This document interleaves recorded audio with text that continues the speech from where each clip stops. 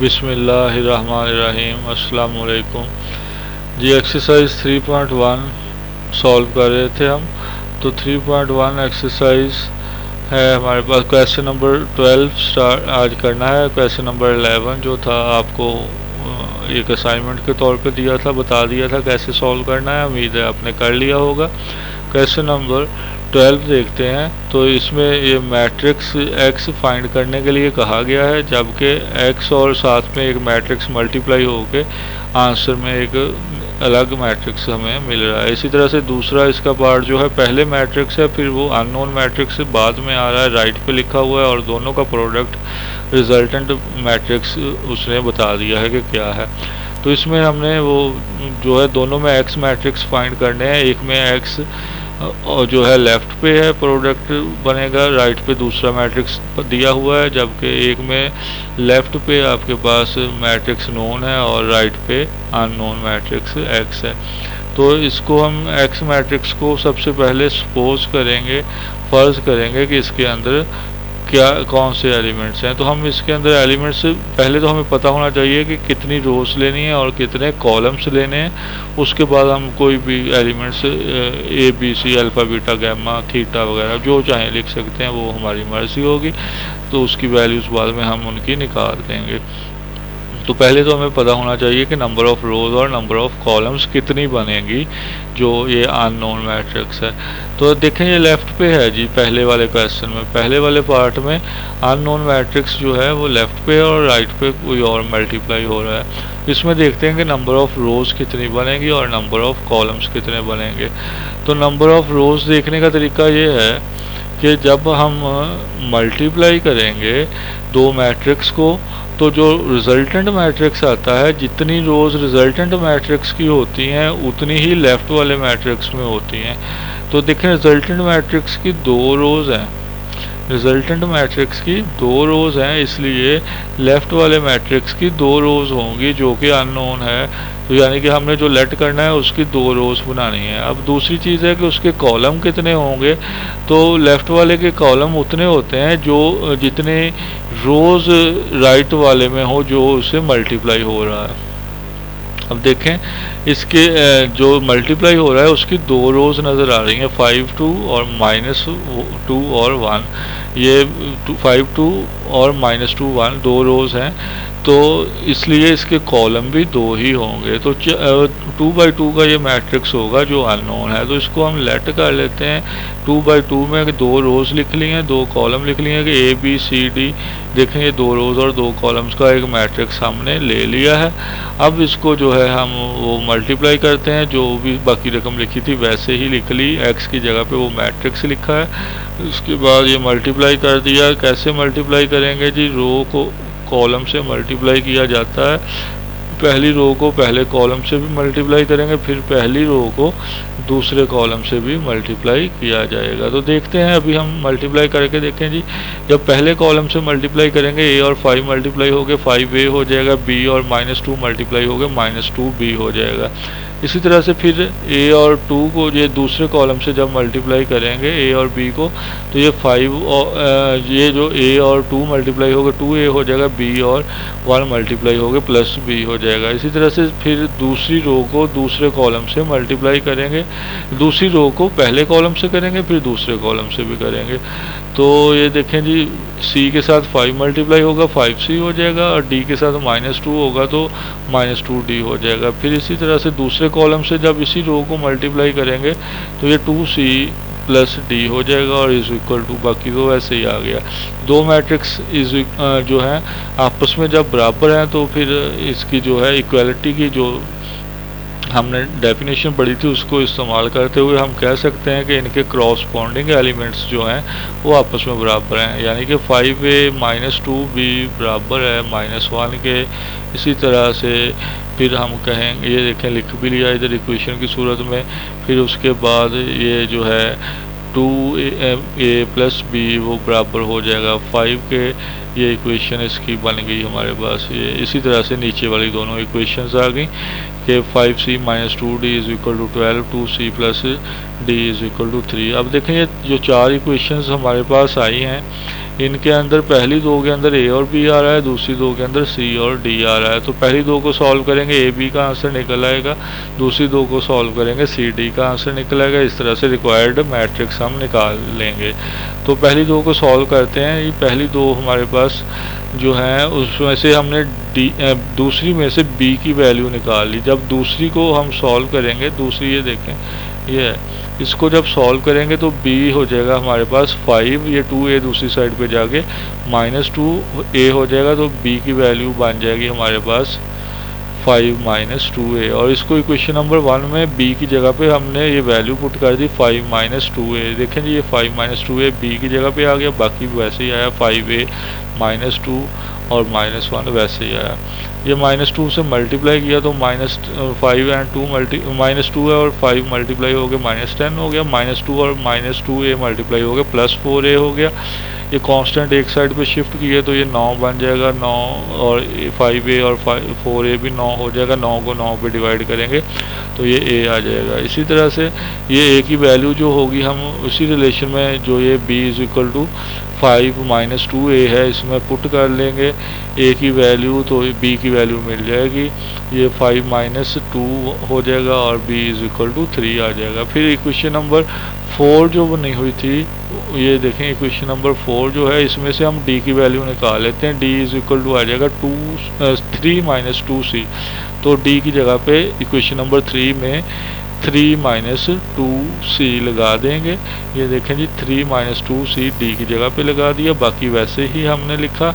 इसको सॉल्व किया तो -6 हो गया, ये ज़रब हो गया। फिर -2 और -2c ज़रब हुआ, -4c हो गया = 12 हो गया। कांस्टेंट को दूसरी साइड पे शिफ्ट किया, -6 था तो ये +6 हो जाएगा और 5c + 4c मिलके 9c हो जाएगा। और ये 12 + 6 मिलके 18 हो जाएगा। 9 पे डिवाइड होगा दूसरी साइड पे जब 9 जाएगा तो c = 2 आ गया। ये c का जो आंसर निकला है d वाले रिलेशन में पुट कर दिया। 3 - 2c जो हमारे पास ऊपर आया था ये 3 - 2c ये वाला d = 3 - 2c। इसमें हमने जब पुट किया c की जगह पे 2 तो 3 - ये 4 हो गया जो कि d की वैल्यू बनेगी -1। तो सेम उसी तरह से a b c d जैसे थे उन्हीं जगह पे हमने a b c और d की वैल्यू पुट कर दी। a की जगह पे 1 आ गया, b की वैल्यू 3 निकली थी वो आ गई, c की वैल्यू 2 आई थी वो c वाली जगह पे आ गई और d की वैल्यू -1 आई थी वो उसकी जगह पे आ गई। उसके बाद जी क्वेश्चन नंबर जो ये 12 था इसका सेकंड पार्ट जो था इसमें देखें तो x राइट साइड पे है।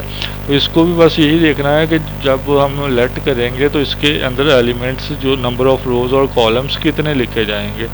अगर ये हमें पता चल जाएगा तो बाकी तो ऐसे ही सॉल्व करना है। तो सेम जो हमने अभी ऊपर पहले वाले के लिए इस्तेमाल किया था तरीका वही करेंगे कि जब मल्टीप्लाई करते हैं तो जो पेयर होता है उसका जो लेफ़्ट वाला मैट्रिक्स होता है, जितने कॉलम लेफ़्ट वाले मैट्रिक्स में होते हैं उतनी रोज़ राइट वाले मैट्रिक्स में होती हैं। तो देखें इसमें 2 कॉलम है 5 - 2, दूसरा कॉलम है 2 1, इसलिए राइट वाले की रोज़ 2 होंगी। और इसके कॉलम कितने होंगे वो हमें इसके आंसर से पता चलेगा कि आंसर के कॉलम कितने हैं। जितने आंसर के कॉलम है उतने ही राइट वाले के कॉलम होंगे। तो देखिए आंसर के 2 कॉलम है इसलिए इसके कॉलम भी 2 होंगे, 2 रोज और 2 कॉलम, यानी कि ABCD ही हम लेट कर लें तो आसानी से ये क्वेश्चन हमारा कंप्लीट हो जाएगा। इसी तरह से बाकी काम करेंगे, मल्टीप्लाई करेंगे और सॉल्व कर लेंगे। क्वेश्चन नंबर 13 में भी मैट्रिक्स ही फाइंड करना है, उसमें x लिखा था, इसमें a है अननोन जो है, और काम वही है जो मेन है, असल काम जो है जिसका अच्छी तरह से पता होना चाहिए कि लेट जो करना है उसकी ऑर्डर उसका क्या होगा, रोज़ और कॉलम्स कितने होंगे। अगर आप ये अच्छी तरह से पता कर लेते हैं, हमें समझ आ जाती है इसकी कॉन्सेप्ट की, तो बाकी तो कुछ भी काम नहीं रहता इसमें। तो देखते हैं जी, पहले ये दोनों क्वेश्चंस में राइट साइड पे ही है। तो देखते हैं कि ए के अंदर कितनी रोज होंगी और कितने कॉलम्स होंगे। तो बात हुई थी जब मल्टीप्लाई करते हैं तो जो पेयर का लेफ्ट वाला मैट्रिक्स होता है जितने उसके कॉलम होते हैं राइट वाले की उतनी ही रोज होती हैं। तो इसके कॉलम्स देखें, हमारे पास 2 कॉलम्स हैं, तो राइट वाले की इसका मतलब है 2 ही रोज होंगी, यानी कि ए वाले की रोज 2 होंगी। और अब देखना है कि इस अननोन के जो है कॉलम कितने हैं, वो कॉलम बराबर होते हैं आंसर के। तो आंसर के कॉलम देखें कितने हैं, 2 हैं। तो 2 ही रोज़ होंगी, वो कहाँ से पता चला था, क्योंकि इस लेफ़्ट वाले के 2 कॉलम थे। और रोज़ 2 का कहाँ से पता चला, 2 कॉलम्स का कहाँ से पता चला, क्योंकि आंसर के 2 कॉलम्स हैं। तो इसको फिर जब हम लेट करेंगे तो 2 रोज़ और 2 कॉलम ही चाहिए, ए बी और सी डी ही लेट कर लेंगे और इसको उसी तरह से मल्टीप्लाई कर देंगे। पहली रो को पहले कॉलम और दूसरे कॉलम से, दूसरी रो को पहले कॉलम और दूसरे कॉलम से, तीसरी रो को पहले कॉलम और दूसरे कॉलम से। और फिर आंसर में हमारे पास 3/2 का मैट्रिक्स आ जाएगा और क्रॉसपोंडिंग एलिमेंट्स को बराबर रख के सॉल्व कर लेंगे।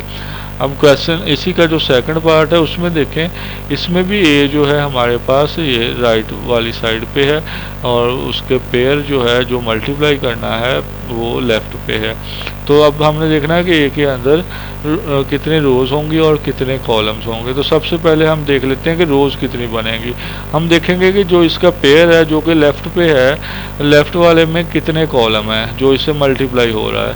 तो 2 कॉलम थे जो मल्टीप्लाई हो रहा था, 2 -1, दूसरा कॉलम है -1 2, इसलिए ए की रोज़ भी 2 होंगी क्योंकि इसके कॉलम्स 2 थे। फिर हमने देखना है कि ए के अंदर कॉलम कितने होंगे, रोज़ तो 2 हो गई, कॉलम कितने होंगे। तो कॉलम की तादाद जो रिजल्टेंट मैट्रिक्स है, जो आंसर आया है दोनों को प्रोडक्ट का, जितने कॉलम उस आंसर के हैं उतने ही ए के कॉलम होंगे।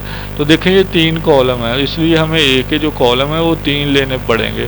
तो यहाँ पे फिर हम जब लेट करेंगे इसके सेकंड पार्ट में, ये तो फर्स्ट पार्ट है, सेकंड पार्ट को जब लेट करेंगे तो हम उसमें 2 रोज़ देंगे और 3 कॉलम्स देंगे। देखते हैं जी, देखें लेट किया तो 2 रोज़ लिए हैं हमने और 3 कॉलम्स इसमें हमने लिए हैं। तो A B C D E F ये हो गया। अब इसके बाद ये लिख के यहाँ पे मल्टीप्लाई किया तो ये देखें पहली रो जो है पहले कॉलम से मल्टीप्लाई हुई, 2a हो जाएगा और -d हो जाएगा, 2 और -1 फिर b और e से मल्टीप्लाई हुआ तो 2b -e हो गया, 2 और -1 c और f से मल्टीप्लाई हुआ यानी कि तीसरे कॉलम से 2c -f हो गया।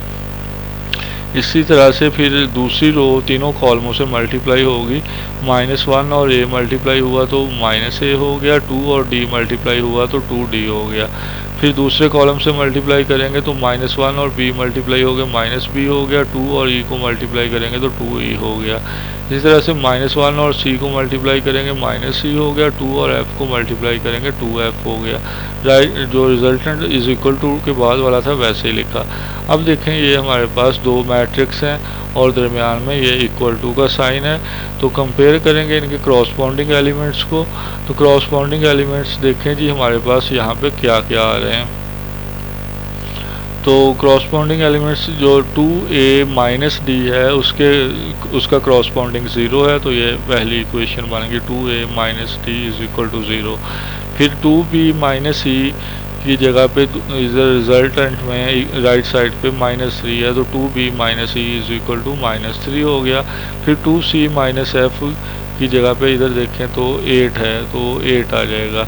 इसी तरह से -a + 2d की जगह पे क्या है जी, इधर ये 3 है तो ये वाला 3 आ गया। इसी तरह से -b 2 + 2e b 3 है, ये वाला 3 चला जाएगा।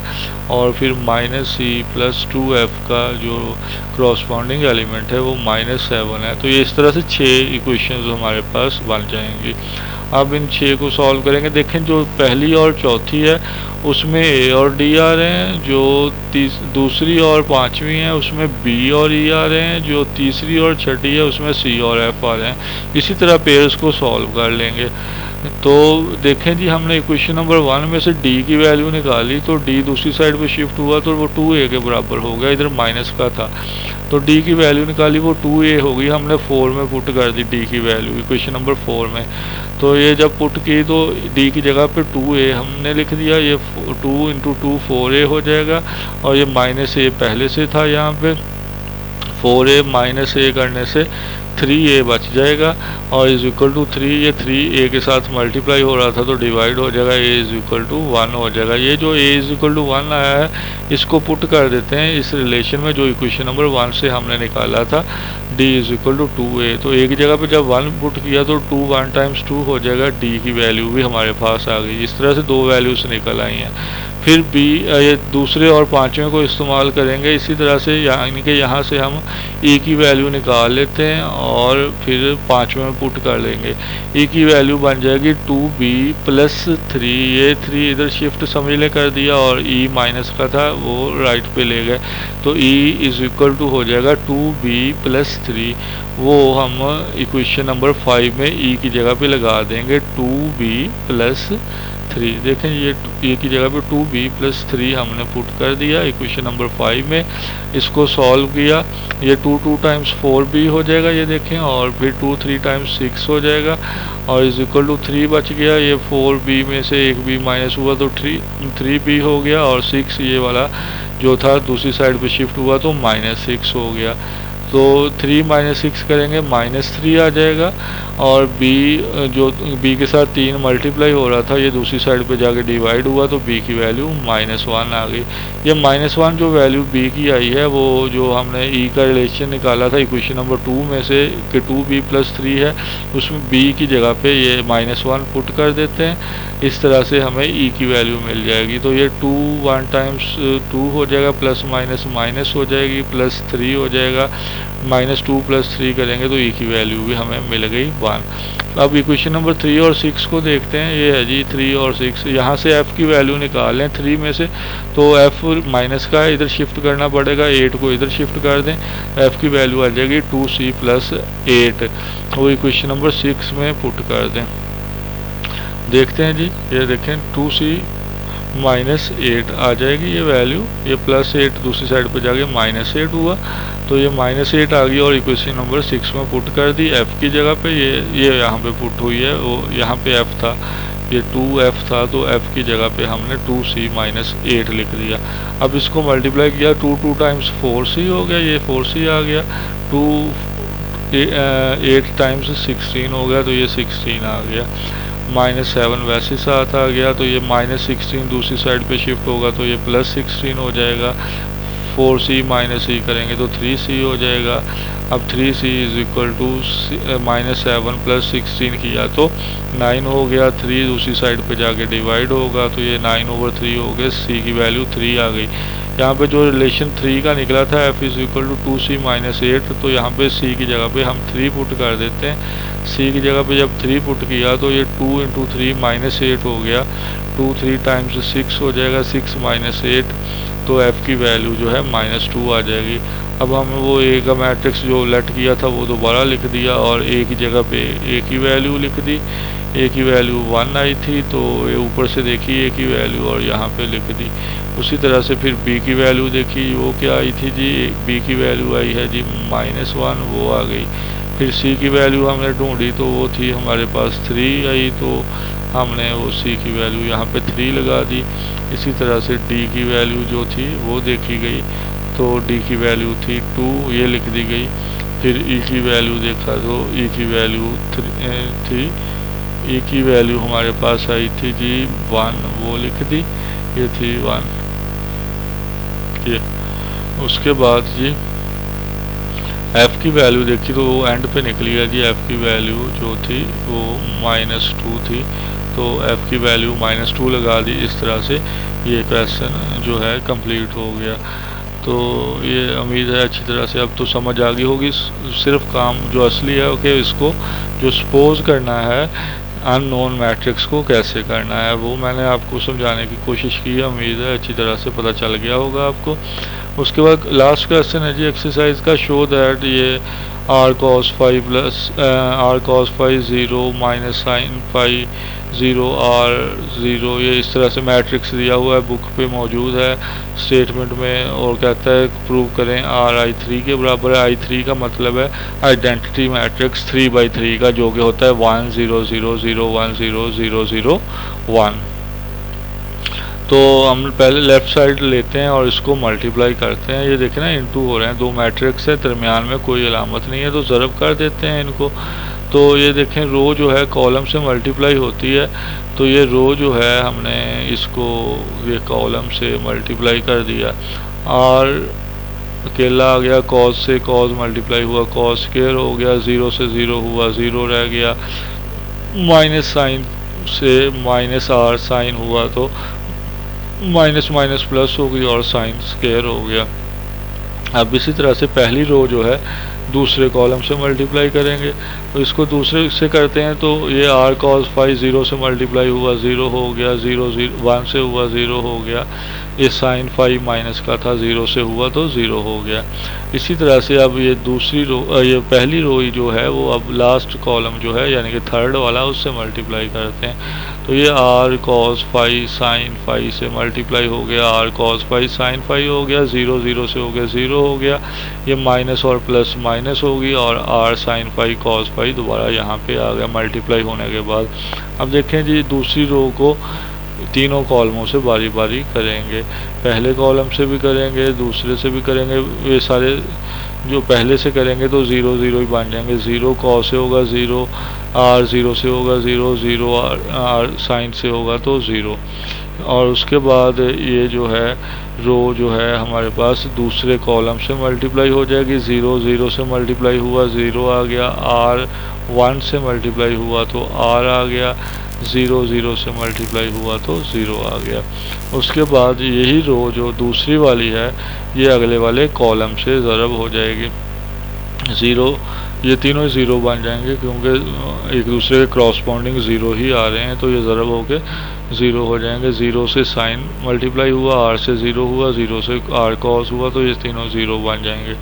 अब ये जो है तीसरी रो आ गई है वो भी तीनों कॉलमों से बारी बारी इसी तरह से मल्टीप्लाई होगी, तो ये आर साइन फाई और कॉस फाई मल्टीप्लाई हो गए, r sine phi cos phi हो जाएगा, फिर ज़ीरो ज़ीरो से मल्टीप्लाई हो गया, ज़ीरो ही आ जाएगा, कॉस माइनस आर साइन से मल्टीप्लाई हो गया, minus r cos phi sine phi ही हो जाएगा। उसके बाद ये नेक्स्ट हो जाएगा आपके पास, ये दूसरे कॉलम से जब मल्टीप्लाई करेंगे तो ये ज़ीरो ज़ीरो ज़ीरो ही बन जाएगा क्योंकि ये ज़ीरो से मल्टीप्लाई होगा, वन इस ज़ीरो से होगा, कॉस इस ज़ीरो से होगा। उसके बाद ये तीसरी रो जो है वो फिर मल्टीप्लाई हो जाएगी तीसरे कॉलम के साथ, तो ये आर एक तो आ जाएगा साथ साइन, और साइन साइन स्क्वायर हो जाएगा, ज़ीरो ज़ीरो से मल्टीप्लाई हो गया, ज़ीरो हो जाएगा, कॉस आर कॉस से मल्टीप्लाई हो गया, आर कॉस स्क्वायर हो जाएगा। तो ये मल्टीप्लिकेशन इस तरह से करेंगे। देखें तो जो पहले है इस एलिमेंट इसमें आर कॉमन आ रही है, वो मैंने कॉमन ले ली, बाकी कॉस स्क्वायर जमा साइन स्क्वायर आया, ज़ीरो लिखने की ज़रूरत नहीं है। ये माइनस आर, बाकी ये वाला ज़ीरो ज़ीरो जो है ये ज़ीरो ही रह जाएगा, इस जगह पे r cos sine minus r cos sine ये भी ज़ीरो हो जाएगा, तो ये ज़ीरो आ गया। ये ज़ीरो तीनों थे तो इनका ज़ीरो ही बन गया, यहाँ पे आर बच जाएगा, यहाँ पे फिर ज़ीरो है तो ये ज़ीरो आ जाएगा। ये फिर वही पॉजिटिव और नेगेटिव एक जैसे हैं तो ये ज़ीरो हो जाएगा। यहाँ से फिर आर कॉमन ले लें, बाकी sine square plus cos square आ जाएगा, ज़ीरो वाला हिस्सा लिखने की ज़रूरत नहीं। अब देखें ये sign square plus cos square आपने 10th क्लास में पढ़ा हुआ है ट्रिग्नोमेट्री वाले 7वें चैप्टर में कि वो इक्वल टू 1 होता है, तो ये दो जगह पे आया है cos square plus sine square या sine square plus cos square, तो इनकी जगह पे हमने 1 1 लिख दिया। अब देखें जी ये आर ज़ीरो ज़ीरो ये सब में से हमने आर कॉमन ले लिया, तो आर पे इसको डिवाइड किया तो 1 आ गया, आर पे ज़ीरो को डिवाइड किया ज़ीरो तो ज़ीरो ही रह गया, फिर इस ज़ीरो को आर पे डिवाइड किया ये भी ज़ीरो हो गया, जितने भी ज़ीरो हैं वो आर पे डिवाइड हो गए ज़ीरो ही रह जाएंगे, जहाँ पे आर आर है वो 1 1 हो जाएगा। तो ये आर हो गया, और जो मैट्रिक्स आगे बना है आर के बाद ये वाला 1 0 0 0 1 0 0 0 1 यही होता है आइडेंटिटी मैट्रिक्स, जो कि 3×3 का, इसलिए इसको I3 कहते हैं। तो ये RI3 के बराबर साबित हो गया। इस तरह से ये आपकी एक्सरसाइज जो थी 3.1 ये कंप्लीट हो गई। नेक्स्ट लेक्चर में इंशाल्लाह 3.2 सॉल्व करेंगे हम। अगर इसमें कोई प्रॉब्लम हो, कोई बात ना समझ आई हो तो आप नेक्स्ट लेक्चर में पूछ सकते हैं। बाकी जो चीज़ें छोड़ी हैं अच्छी तरह से उनको करने की कोशिश करें, जो जहाँ पे ना समझ आए वो आप पूछ लें, मैं आपको दोबारा बता दूंगा, लेकिन साथ साथ लिखते जाएं, काम करते जाएं, प्रैक्टिस करते जाएं। अल्लाह हाफिज़।